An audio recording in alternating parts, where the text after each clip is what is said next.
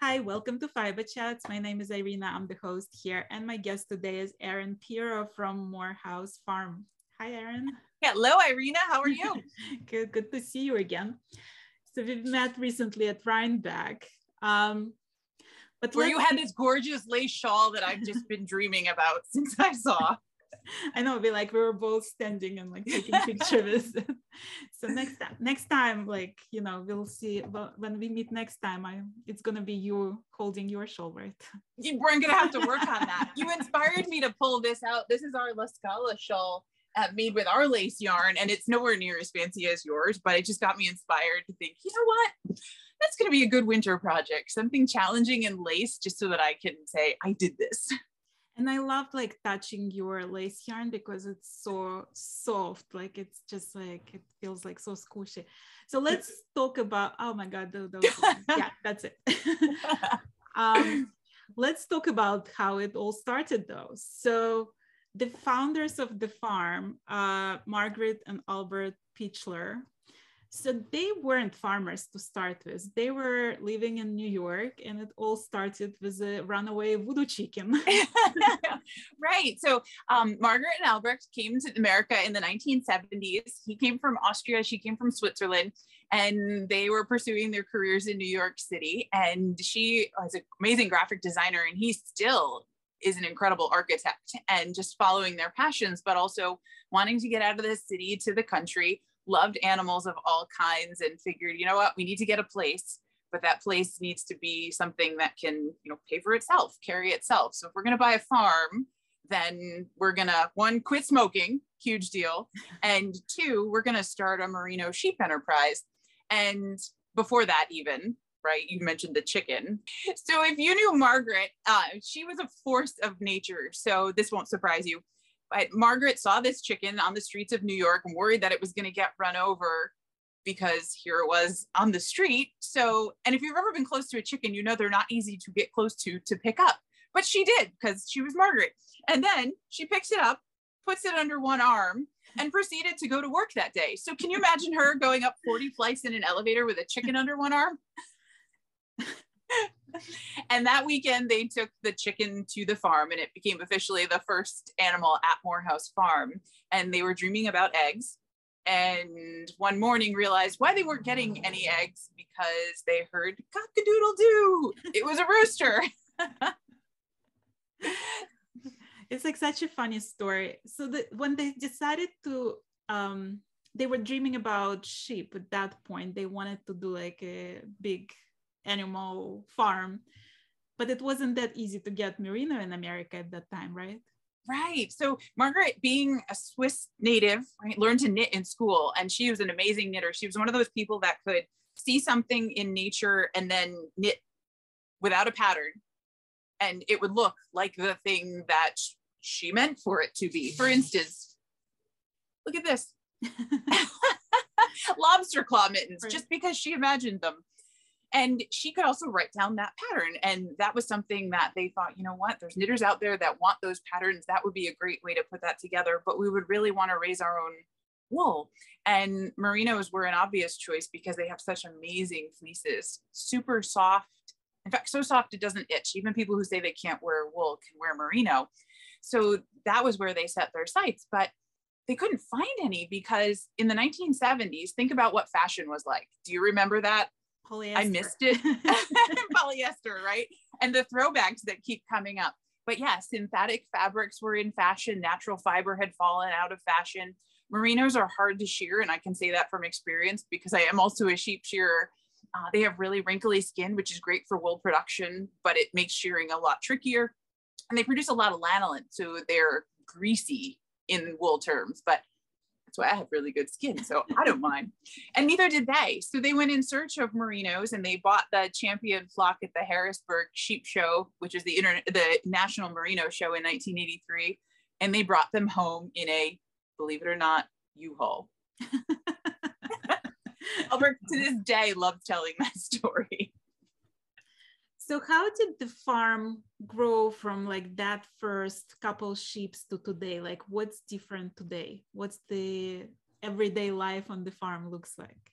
Well, it depends on the season, really. So every morning we go out to do chores, and that involves feeding the sheep, filling up their water buckets, cleaning out the feeders and cleaning the water buckets, making sure that everybody is okay, because you need to take care of your animals and just being with them. You can tell if like your family, right? When your son is not feeling so good, he acts a little bit different. Same thing with the sheep when you're watching your flock. And then if it is spring, we're expecting lambs. So we're on lamb check. If it is a little bit later in the spring, we'll be getting ready for shearing. If it's in the summer, we're going to make sure that we're rotating pastures so that they get the freshest grass. And then that actually helps the land management, because they're eating down the pasture and then moving on and letting it regrow behind. And then fall, we're getting ready for breeding season. So that's just happened. And now we're going to be expecting lambs in mid-April. So stay tuned for that. So it really comes full circle. Winter just makes it a little bit harder because you have to, smash the ice out of water buckets. But with the sheep in their woolly sweaters outside, they're having a grand old time. And we know that the sweaters are doing their job when we see sheep outside in a snowstorm with an inch of snow on top, because that insulation is working. And that's an amazing thing about wool. If you're not familiar with it, it'll keep you warm when it's cold outside, which that just illustrates perfectly. But it'll also help keep you cool if it's warm outside, because it has this amazing temperature regulation property. So I feel like we get the best of all worlds here. So how many people are actually involved in day-to-day work at the farm? There's about 5 of us that are all part-time around. Albrecht's worked out things so that he can take care of the sheep and do as much as he wants to, which when you're 81, you kind of earn the right to be the boss and do the jobs that you want to do. So the other thing I should say about when we started is these are the 2 colors of yarn that are natural right from the sheep. So the white merino is what everybody is very excited about, because you can dye it different colors. But this chocolate brown is absolutely gorgeous. And in its own right, they make a beautiful pair. And when we started, those were the first 2 colors, because we had white merinos and chocolate merinos. And then along the way, we started blending them. So you get an oatmeal, you get a silver, you get a brown heather, and then the chocolate, which is an amazing natural fade. So that's where we started, with these beautiful grays and browns and tans. Just depends on what the fleeces are like that year, because believe it or not, when you go outside in the summer, you know how your hair gets a little bit lighter? Same thing happens to the sheep. So we may have chocolate that's really dark, or we might have lighter chocolate. Just depends on what the weather was like. Right. But in the early days, we sold our yarn at the farmers markets in New York City, the green markets. So picture this next to the bright red tomatoes and the bright purple eggplants. And it just looked so drab. And that was what prompted Margrit to start dyeing different colors. So you can see behind me a sampling of a few of them. We've got 118 different colorways, which is a big difference from when we started with just 2 and then 5. And we have worked with a dye house to make sure that they are consistent from batch to batch. So if you need more, you can get the same color. Right. And we do small runs every once in a while, just different projects or different batches that we want to play with. But it's important to be able to say, hey, I want that purple again. Let me get that purple. I can get that purple. Right. Well, let's talk about the whole process from sheep to yarn to like the finished product, right? So you shear the sheep on the farm, and then that wool being shipped to Texas, I've heard. We're able to do it a little bit closer to home, but yes, it needs to be scoured, which is washed. And that does a couple of things. 1, it cleans the wool, but 2, it also allows you to harvest the lanolin, which is some pretty amazing hand lotion. If you haven't gotten any, definitely give it a try. And from there, it gets dried by air, of course, so you don't end up with anything felted. And then it gets sent to the spinnery, where it's combed or carded, depending on the preparation. And that's lining up all the fibers, so it's easier to spin. And then it gets spun, and you get to pick a lot of different variations in the spinning techniques and the weights of the yarn that come out the other end. And then it gets dyed. And you can dye fiber earlier in the process, but handling skeins is a whole lot easier than trying to do, a fleece where it's flying all over. So that's the basic process, and then comes back to us, and here you see it. So when you sell your yarn, how do you sell it? Is it more in-person sales, or do you sell it all online? Like, how can people buy your yarn? Oh, thank you. We are open 24/7 in our online store. And then a couple of times a year, we invite visitors to the farm for an open farm day. So the best way to find out about that is being a subscriber to MorehouseFarm.com. You can find it MorehouseFarm.com/news. And we try to do one in the spring and one in the fall, again, respecting Albrecht's schedule and the fact that, you know, his house is right here in the middle of everything. Right. And then I have talked him into letting us go to a few different festivals. So we got to meet you at Rhinebeck, right. And that's a fun one. If you're in town ever for the festival, we're only 15 minutes away. So we do things on the farm in conjunction with that. And then looking forward to Maryland Sheep and Wool. We got a booth there. We haven't been in a long time, but I'm really excited to be back there. Connecticut Sheep and Wool Festival, all COVID related, of course. I'm hoping that these will go on. And then we had done Vogue in New York City, and I understand that's on again for 2023. So some things to look forward to and hope to see you there. Right. Can we talk about that shawl behind you on the right? No, the other one. This one? The other one. This one. So it's made with the yarn from your farm, right? Yeah, so this is Vacation Butterfly by Marin Melchior. You probably have seen Butterfly Papillon somewhere along the way. Right. Marin has an amazing sense of color. It's much like Margrit's. They remind me of each other in that way. And her designs with short rows, you can see, create some amazing shapes here. And it's things like yarn overs and mixing garter with stockinette that gives such definition to that. So I tested that in our lace yarn just to see what it came out like. And look at the drape. Oh my God, it's so beautiful. So I can't wait to wear that and show that off. I hope I did her proud. I'm sure the colors just look wonderful together. So people can also order kits from you, right? Yeah, so we try to package everything that's a Morehouse design with the pattern, the yarn, and the needles, so it's an easy purchase. You never have to worry about not getting enough. And then you've got the instructions right there, and you can download another copy whenever you need it. And then we do try to collaborate whenever possible with other designers. So now that you've seen this, you know, you can get the pattern from Marin and just say, hey, I want to do that version, and we'll package those up on our website as well. So you don't have to think about it. A great example of this was, you remember a few years ago, you mentioned one of your first interviews was Hazel Tyndall. So a friend, and I think almost, a relative in the community, Harriet Middleton and her son Billy, were kind of spearheading the MRI Mackers to raise funds for the Shetland MRI scanner appeal. So we did a knit along too, and we put together kits of different colors because Fair Isle is tricky. Like, those expert knitters, not only are they fantastic knitters, but their color sense of putting together what works is something that I'd love to just go and immerse myself in, because they do such an amazing job. And when they do it, it's almost like the middle row glows. No, it is. It's very interesting because I was interviewing Alison Randall, and her color choices just blow my mind. Like, it looks like painting. Like, you don't see, there's like 7 to 12 colors, and it looks splendid. It doesn't look like there's no sharp lines between the colors. It doesn't look stripy at all. It just looks like it all melts one into another. And I was like, but how do you pick colors? Do you have any like tips? And she's like, I don't know. I just go and like, I see what looks good, you know? So it's like, and isn't that amazing? Because when you're an expert at something, you do it so effortlessly. And there's a skill component that's been learned, but then there's a talent component that, she was just born with. And it works so well in your head, it's hard to then describe to anybody else, with very specific instructions. And I find that to be the case when we're teaching people to knit or crochet or some other craft. The better you are at it, it's almost harder to explain, because being good at something is very different than being a good teacher of something. Right.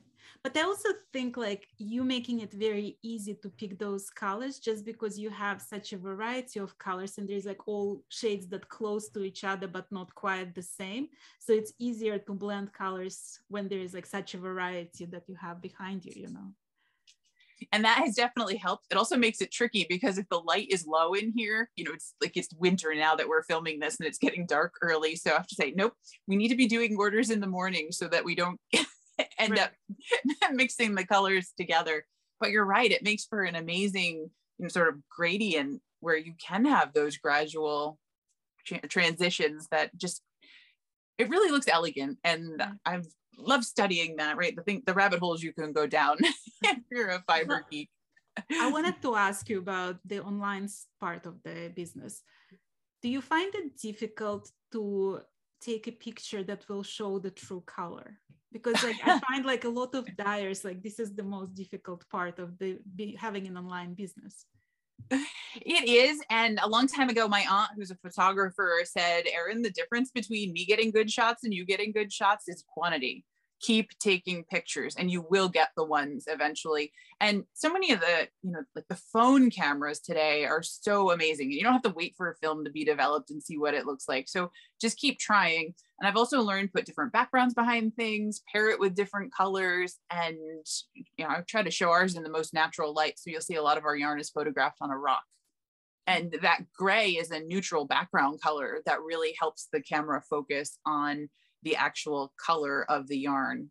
There are some exceptions. The purples are very hard to pull apart. And let's do a test. Can you see these as a different color? A little bit, like the one on the left is a little darker, but like, yeah, it's tricky. It's tricky. So to me, this is a little bit more of a red purple, and this is a little bit more of a blue purple. And if you were here in person, you would definitely see them as a difference, and probably even putting them in front of something different makes them look different. Like much bluer, yeah. And that's the challenge of the photography. So just picking up those little tricks, again, learning from experts in their field has really helped me go farther with that. And you can return it if the colors don't look as you thought on your screen, because I can't change all the color settings on all the devices in the world. Right. It is what it is, but it's amazing that you can be somewhere sitting in a different country and shopping at your daytime or middle of the night, whatever floats your boat, and decide, hey, I want to check out a yarn farm in New York. And we can do that. We're going to send some yarn to Japan later today. So that's wonderful. Well, I want to ask you about you personally. So you shear sheep. Yeah. You knit, you design, you take pictures of you're a jack of all the trades. Like how did you even start at the farm? What's your story at the farm? Well, my parents lived about a half an hour from the Pichlers when I was growing up. My dad managed a big sheep farm, so we were friendly with them from the very beginning. They've been around as long as I can remember. And just growing up on a sheep farm, you have to learn how to do all those things. And at that time, there weren't a lot of specialists that you could just hire to go do different things. And if you've ever tried to find a shearer in the spring, that's prime time, and you probably can't get one when you want unless you plan way ahead. Kind of like trying to buy an air conditioner in August or a snow shovel in January, right? So out of necessity, you learn these things, but also being part of a 4-H program, and Dutchess County 4-H is amazing. And we would learn to do all the different things to safely handle our sheep, to train them so that we could, be able to work with them, not just safely, but comfortably, and then learn how to do different things like trimming their hooves. Like if they got pink eye, we'd need to be able to treat that. And you just kind of pick up all of those things along the way. And then my mom taught me to knit when I was about 5, and then getting to work with Margrit. She was definitely pushing all the other things that we can do with wool and different kinds of knitting. So it just kind of came as a progression. And I think that's one of the most amazing things that you don't see about a small business is how long it took to get to where it is. Right. Because you talking about how long you've been knitting is amazing to me, but I don't see everything that it took you to get that shawl behind you to where it is, right? I see this gorgeous. This actually came from New Zealand. So a friend of mine, Grant Mahi, who I also interviewed on this channel, he actually made it, and it's designed by Monique Boonstra, who was also interviewed on this channel. She's from Netherlands. It's coming full circle. So like the yarn is actually from Shetland, the designer from Netherlands, and the knitter is from New Zealand, and I'm having it here in Boston. So talking full circle, And what's amazing, so you talk about designing, right? Nobody sees all the ripping out, right, and the crossing out, and the reworking, and the re-ripping, and the recrossing to make a gorgeous design. And whether that's that shawl, the sweater you're wearing, the sweater I'm wearing, right? There's so much work behind the scenes that gets it to that point. And it doesn't show up overnight. It's years of people working hard at what they love, right, that makes these amazing things that are possible for the rest of us. So hats off to all the designers and entrepreneurs everywhere that want to make sure that their gift is shared with the world. Right. Well, let me ask you different questions. So you grew up in this rural New York, right? But it's still the United States of America. Like you working with people who came from New York City and had jobs. Did you ever wish that you weren't on the farm? Is there like ever like what if moment for you? I really try to do things rather than wonder about them. And we've all got our list, right? The bucket list that was made popular so long ago. So I went off to college and I actually do have a day job in banking and consulting. And that gives me the opportunity to play in a couple of different worlds. And I think it also helps be more well-rounded as we look at what makes our business sustainable, because you can work all the time, and loving it certainly helps, but you need to be able to take a break and do different things. And when I'm working with other small businesses in my consulting role, that's one of the things that we talk about a lot is how do you make your business sustainable? Is there somebody that can step in so that you can take a vacation even to recharge yourself? And then being out there and working with amazing other businesses to see how do they do things, because we can learn so much from each other. And it may be just a different way that you use the shipping software to send your yarn out, right? There's some amazing advances in that. But if you just start looking through all the ones on the internet, you're going to be there for weeks. So that combination of doing a day job and working with the farm as much as I can, has really given me the opportunity to do different things. And then I mentioned to you before, my grandmother, amazing lady who at age 17, as a kid, right, high school kid, her job was to do the math to take the floats off of airplanes and put the landing gear on. And for the pilots out there, you know how important that job is, because if it's not balanced, it doesn't fly. And as a 17-year-old kid, that was her job. So she was fearless. And she took each of her grandkids on an international trip when we turned 21 and said, you need to just do this and see this. And if you find something that you love, get it, make sure you love it, then get it, because you may not come back here. And even if you do, it's not going to be the same. So you need to go try all these different things. And that's been really good advice along the way, whether you're traveling the world or buying yarn, right? Right. Or working at the farm and bank at the same time. You just have to do what makes you happy, I guess. And then have good boundaries, which is something I'm still working on, right? Because it's I don't know anybody that has more time than stuff to do. Well, what's the most rewarding part for you personally working at the farm? I love seeing what our knitters create. Like when I see someone who starts out and is afraid of making a mistake and then develops along their learning journey into putting together colors I never would have thought of, trying a pattern that they were intimidated by when they first started out, or even starting to design their own things. That's amazing, because we're all capable of those. It's just who's gonna rip off the Band-Aid and say, I can do this, rather than just kind of easing in or avoiding it. Because yeah, there's going to be mistakes. I don't know about you, but the first time I tried my shoes, that was kind of a disaster. I'm told I wasn't so good with a spoon the first time either, but sticking with it and practicing that and keeping working at it. And I manage a mean utensil these days. Right. Well, what's the most frustrating part of being responsible for all those things in your life? Probably is it ever enough? Like you always wish, or I always wish that there was more time to do all of the things. So picking and choosing is something I'm still working on. I'm a work in progress. And if you think about that, when you first get into yarn and you see so many different ones, and kind of like we were talking about walking around Rhinebeck, right? Yes, please, one of everything.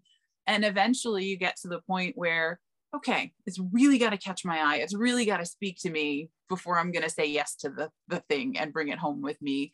And I'm trying to learn to do that better in life.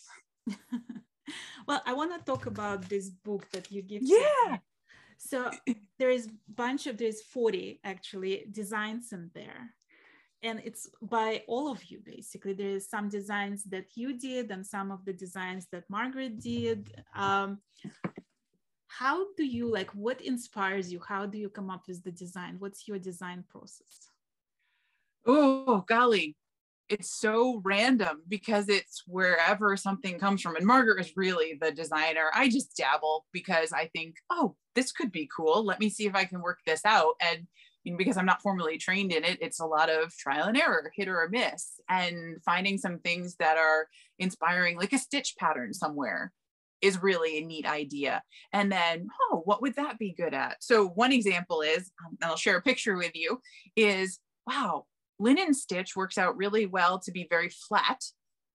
And I heard Creative CC say at the New York Textile Summit that there needs to be wool in every room in the house. And I wholeheartedly agree. So I thought, linen stitch, flat, would be good to put on a table because you don't have to worry about balancing glasses or plates on it.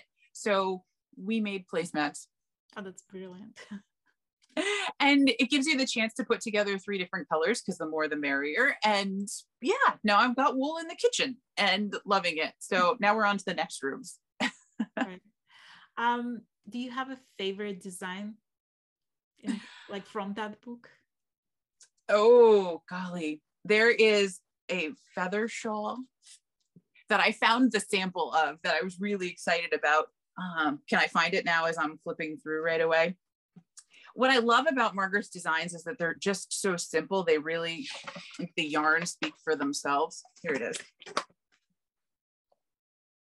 And what I absolutely loved about Margrit's designs is that they are so simple and elegant that anybody can knit them, right? If you can knit, you can purl. You have to be able to cast on and bind off, and then a yarn over here and there. You can do all of them. Right. They're not complicated. She didn't want to have to think about her knitting ever, right? So they're memorable patterns. They're easy to go. They're easy to follow.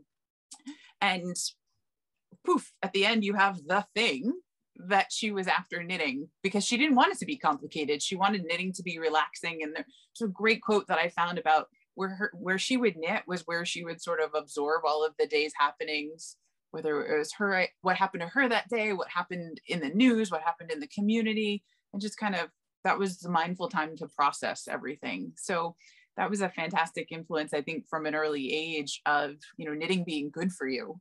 Right. And, because we need that escape. There's so much going on, and that kind of helps ground us and get us ready for whatever comes next. Right. No, and it's also like, it's interesting that especially with COVID, it became apparent to so many people, the benefits of knitting. Like it suddenly became, they joking that the knitting is the new yoga, but it's because of this whole, it brings you peace. It gives you the time to like meditate, while you're creating something beautiful with your hands. And at the same time, you can also challenge yourself with learning new techniques, practicing things. So I was learning short rows for this. And there's so many different ways that you could do short rows. So there's, 5 projects later that I could keep going with this for a lifetime and still not be done learning. I'm just always trying to add one more thing to my knitting toolbox. So the next time I see a pattern, I can say, oh, I can make that. Right. What the people can expect, like if they come to your farm for the open day, what can they expect to see there? Like, what's the schedule usually like? I'll talk about the one we did this fall. So we bring everybody in and give you a chance to wander through our shop, which is really just set up for packing orders, but we pull out all the stops for open farm day. So you get to see the yarn behind us. So if you come to open farm day, we try to give you the opportunity to see things that you wouldn't normally see, like a chance to pet the sheep, right? You get to actually meet the sheep that grow this amazing yarn.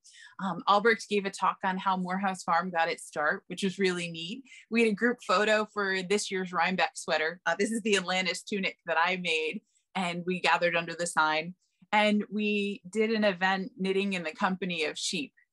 And Clatter Ridge Farm in Connecticut started this idea, and they wanted to be in the Guinness Book of World Records. But apparently it was too specific. So unless someone challenged their record, it wasn't a thing. So we challenged their record, and we had 45 people knitting in the company of sheep, which was a nice, just we were outside enjoying the pasture. The sheep were milling around, checking things out, and everybody got to do a little bit of extra knitting on a Friday afternoon, which is pretty amazing. Do you have like a connection to any specific sheep? Like, do you have like one favorite sheep, or like is that just like a bunch of animals? Like, do you have a favorite pet sheep? The answer is yes, and it's a little more complicated than that, because in the sheep world, right, if you get attached to them, because Mother Nature is a tough lady. And the livestock that we work with, you see them every day, right? You do become attached to them, and that's hard then if you lose one, and we're all only here for such a short time, and then you do spend time with them and notice that one acts differently than that one, and they all have personalities on their own. So if you are looking at our Instagram, you'll see Swirl the Merino. She was a lamb born this year, and she has the most amazing coat of many colors. Usually they're dark or they're light, not a mix of both, which is really amazing. And she's feisty. Oh my goodness. And you get to know different ones along the way. We've all had bottle babies where the mother didn't have enough milk, for instance, so you needed to supplement, and then those of course become attached to you because, oh look, the food source. But then, hey, they're the ones that are the most popular with visitors because they're super friendly, and they can almost be too friendly at times because they want to go where you go, and that means out the gate when they're not supposed to. Right. But overall, we try to make sure that we spend enough time with them so that they're easy to handle when we need to be able to trim hooves or be able to treat something if there's an injury or something. And I think that's part most people forget, right? Life isn't perfect. What you see on the pictures isn't the whole story. Just like you don't see the pain of designing. If something happens and a sheep steps on something and its foot gets hurt, you have to be able to spend the time and treat it properly so that they get better soon and they're on their way. And the one thing that never ceases to amaze me is just spending time with shepherds in different flocks, really farmers of all kinds, is how much they care for their animals. And there's a picture I shared not too long ago for Wovember where I came out one night after chores and Albrecht was sitting in the pen bottle feeding a lamb. Like, he's just stretched out in the pen, like spending time enjoying the barn. And it's not, you don't get a lot of time to sit and do that on the farm, but just, take in the wonder of it all and make sure this new little lamb got a good start, even though its mom didn't have enough milk yet. And that was really, really cool to see. So with your love for photography, do you also like taking pictures of the sheep? Can you recognize everyone by face? Not everyone. As the flock grows, that's harder and harder. They all wear ear tags, which are like earrings that have their number in them that designates an easy way to identify them as we keep flock records. So as we vaccinate them every year, as we trim their hooves, we keep track of those kinds of things. So if there was ever an issue, like parasites, for instance, some sheep are more susceptible than others. So that'll give us an opportunity to keep track of whatever we noticed and then develop the right remedy for that. And being out there in the barn, yes, it's tough to say, no, I need to concentrate on my work. I can't be taking pictures right now. But if I get to steal a few minutes, I do try to go out there with a camera and just observe and get some really neat shots, like a lamb that climbs onto his mother's back. I went out to the barn one winter morning, and in the ram pen, there was a chicken standing on the back of one of the sheep. Think, wow, there's snow on the ground. He's trying to keep his feet warm in all that wool. That's so funny, actually. And it's like kids, right? You never know what's going to happen with kids. You never know what's going to happen with animals. Right. I wanted to ask you, so I saw this show on YouTube about merino wool in New Zealand, and they were interviewing farmers who grow merino wool, and the frustration was that they 1 year the prices can be super high, and then another year you cannot sell it to forget about profit, but just to make ends meet. Does the pricing of merino affect the business on the farm for you guys? It did very much so in the early days. And that's what led Margrit and Albrecht to develop their own brand and their own storefront so that they could sell it and not have to be at the whim of commodity prices. And that's true whether you're a sheep farmer or a green farmer or a fruit farmer. You know, if you're selling in a part of the world where that growing season has been really good, you have a great crop, but so does everybody else. And because it's a perishable product, like say oranges, for instance, if everybody has a lot of oranges, then there's price competition. And yes, you have more to sell, but you get less for each unit and you still have all the bills to pay from the year behind. And that's what's so different about agriculture than a lot of businesses. Anything with that seasonal component, you end up having bills all year. And then when you harvest your crop once a year, I think grapes on a winery, you know, wool on a sheep farm, apples in an apple orchard, you only get paid once a year for that crop. So you have to figure out what are different ways that you can do a better job of marketing it than just selling it all at once to the buyer that's going to take it all. So that takes a different frame of reference, right? Margaret's skill as a graphic designer and knitter so that she could come up with a pattern, a recipe back in the day, right? For here's what you do with our yarn. Because it wasn't so easy to go interchange it from one place to another. We didn't have the Craft Yarn Council standards then. You didn't necessarily know if you picked up a knitting book if this yarn would work with that pattern. And packaging that as a kit in the early days was one thing that she really brought to the knitting industry, the crafting industry, so that it was easy. And then that opened up a lot of opportunities because, oh, I don't have to think about it. All I have to do is pick my color and go. This is great. I'm going to go back for another one. And that's pretty amazing for two people that were starting their own business in a totally different industry than what they were used to. So I feel like I've just been around so many awesome people working here that I've learned so much. And starting with my mom and dad and Margrit and Albrecht and so many other people, including shearers and shepherds that have worked with us over the years. And everybody brings something to contribute, which is just amazing. Well, if people were like wondering, but why should I buy from them? Why not go to the store? Like what's different? Like, how would you say Morehouse Farm wool is different from like what people can buy anyplace else? Let me put some in your hands and your reaction right there is going to do it. You know what? That's so true though. Because that's exactly what you did at Rhinebeck and I couldn't stop away, you know? And I know when I put some fiber in your hands and you go, oh, the most common reaction, you said it was soft. You really mean it's soft. Right. And that's a testament to the breeding program that Margrit and Albrecht started, because in 1987, they've been sheep farming for all of 4 years. They said, you know what, we want to make these fleeces even finer. And in the wool world, the fineness of the fiber, meaning how tiny it is directly equated to softness. And part of that is if you look at the wool fiber under a microscope, it's got scales on it, like the side of a fish. And it's a physical scratching when you have a very strong or coarse wool, because those scales are big enough to actually scratch your skin. So the finer wool, tiny scales, you can't feel it. And that's really what they were after. So in 1987, they imported the first 2 superfine Merino sheep to America. And I get goosebumps telling this story because not only did they think about that and make that part of the plan for their farm to grow better wool, even better wool, right? It was amazing to begin with. And then holy smokes. And they set out to do that, right? Half a world away, and then continued on with that. And the result is just spectacular. And I think the yarn speaks for itself. And no, I'm going to leave it at that. I just did this scarf.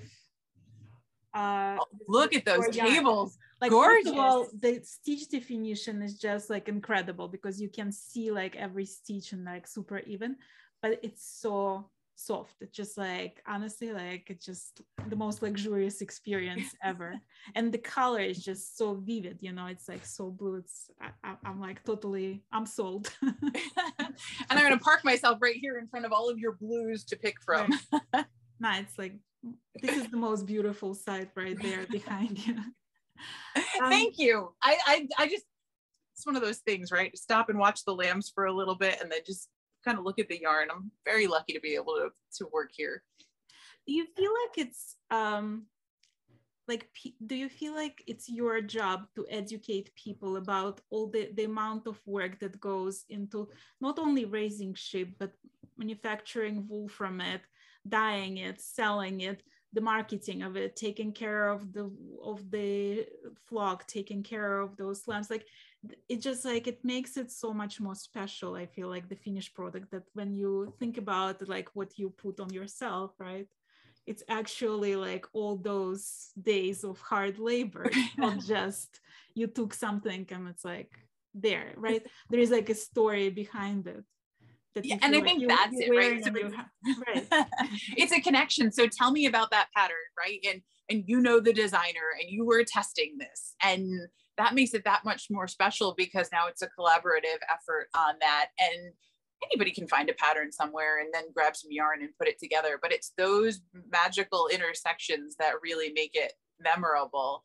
Right. And, you know, we had a friend who passed away at 95 a couple of years ago. And Bob was always a fan of saying, you know, travel and people are the only two things, you know, you can do or interact with that are going to make you richer.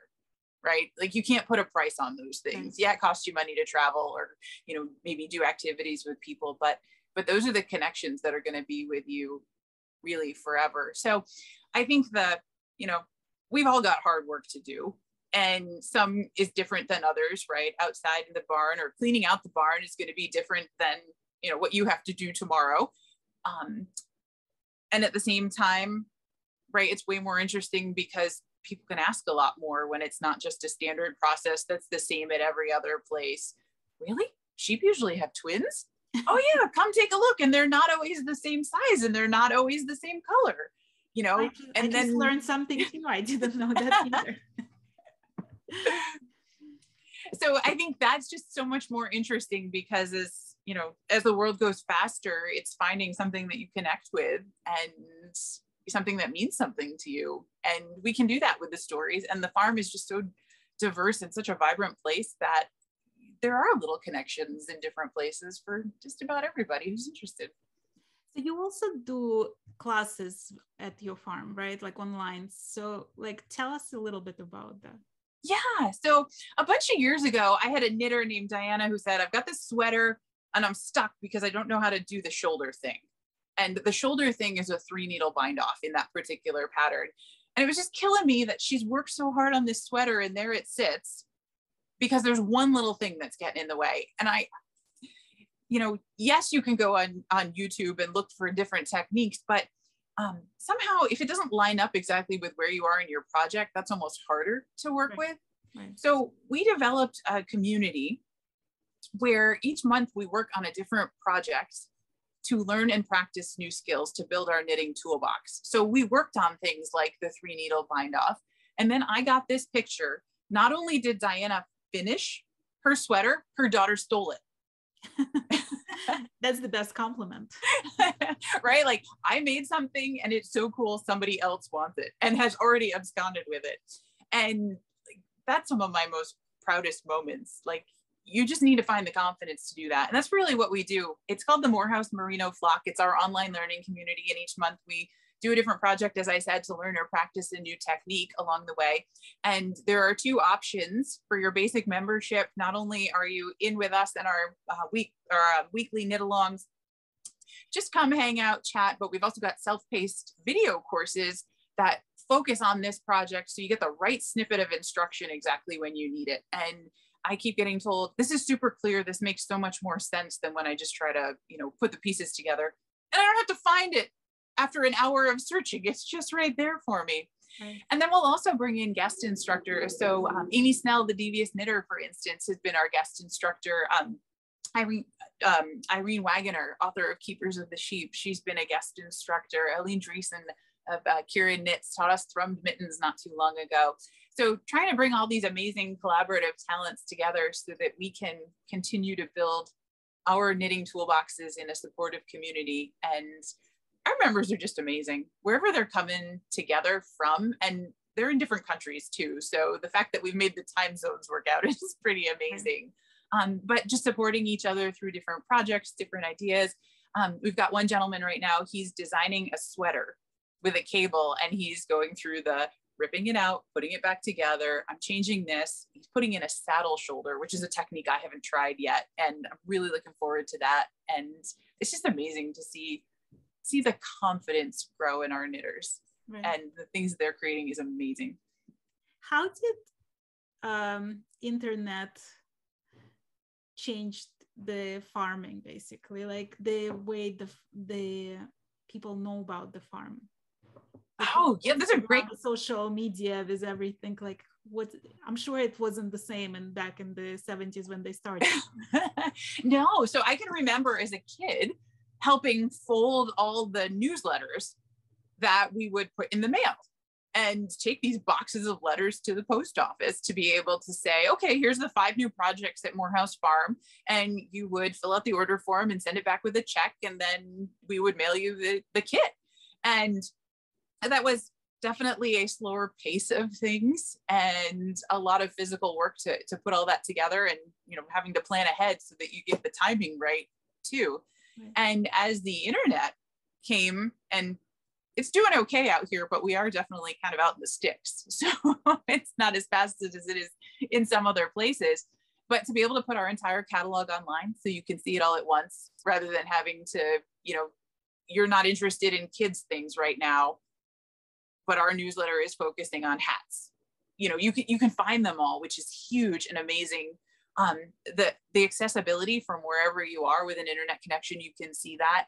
And that means we can connect that much faster too, get questions answered, take part in different ideas or different collaborations that we would have just, you know, it would have taken longer to put together. So, and we wouldn't have necessarily gotten to meet each other. Like, I met you because of the internet.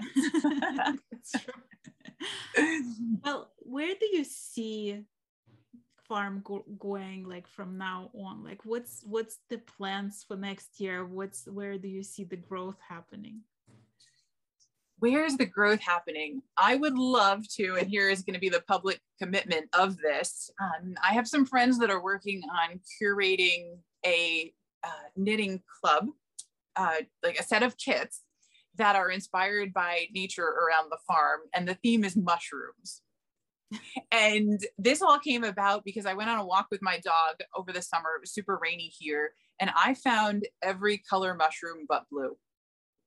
Like, the fungus is amazing, and I can't believe I'm saying this, right? Fungus, but there's a purple mushroom, there's a bright yellow mushroom, there's some frilly orange mushrooms. So I can't wait to see what this group of designers comes up with, and we'll be surprised as we reveal the different designs. So that's one thing. And then we'll be having those and different techniques in the Morehouse Merino Flock, our online learning community, and just really looking forward to collaborating with some awesome people, because I think that helps all of our dreams and businesses to grow. Right.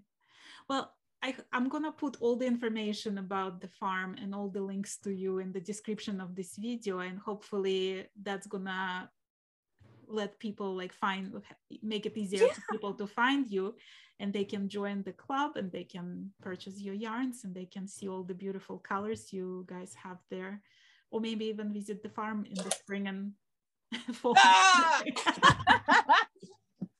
The outtakes, right? Oh. It's like, it's had enough. It's like, okay, Pirro, you're talking too long. Be done. And I'm actually hoping that I might visit your farm as well. I would love to see you guys in action on the location. So maybe I'll combine it next year with the Rhinebeck and stop by the farm and but you're Boston, you're not all that far away. Right. So maybe I can give you a call when there's some lambs being born. Oh my God, please do. That sounds heavenly. And I'm definitely gonna try the lace yarn that you have there, because that's actually makes the perfect fade. It's like I have to find some design that's gonna use all those colors and just put it in the fade. And seeing your shawl at Rhinebeck has inspired me. I've been just looking at a couple of different designs. Now I got to pick one to try.